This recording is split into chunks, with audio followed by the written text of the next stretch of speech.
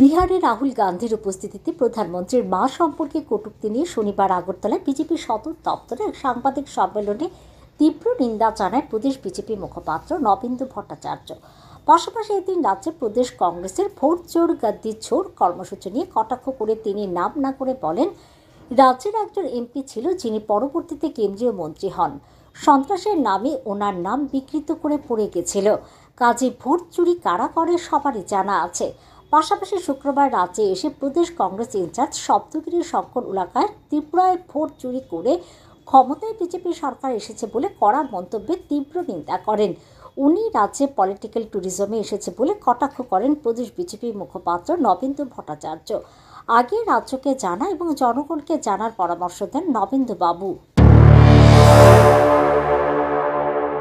এই রাজ্যের কংগ্রেসের ভোট চুরি এই ছবিগুলিতে আছে, মানে তারা যখন ক্ষমতায় ছিলেন, কংগ্রেস যখন ক্ষমতায় ছিল তখন মানে আমি নাম নিতে চাইছি না, তখন তার একজন কেন্দ্রীয় মন্ত্রী ছিলেন,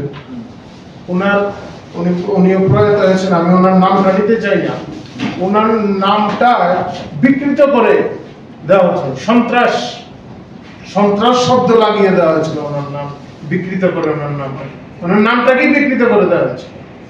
এমনি বিরোধীরা এই রাজ্যের জনগণ করেছে। আর এই কংগ্রেস মানে উপনির্বাচন হয়েছে, আপনারা যারা প্রবীণ সাংবাদিকরা আছে খেয়াল থাকবে, সিমনার উপনির্বাচনে কি হয়েছিল।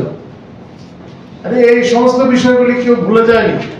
কংগ্রেস বলে ভোট চুরির কথা, আর এই রাজ্যে আর তারপরে যাদের বিরুদ্ধে এতদিন ধরে তারা ভোট চুরির অভিযোগ তুলছিল, সায়েন্টিফিক রেটিং বলতো, আর তাদের সঙ্গেই এখন গাছড়া বেরোচ্ছে। কংগ্রেসের তো বলার অধিকারই নেই এই রাজ্যে।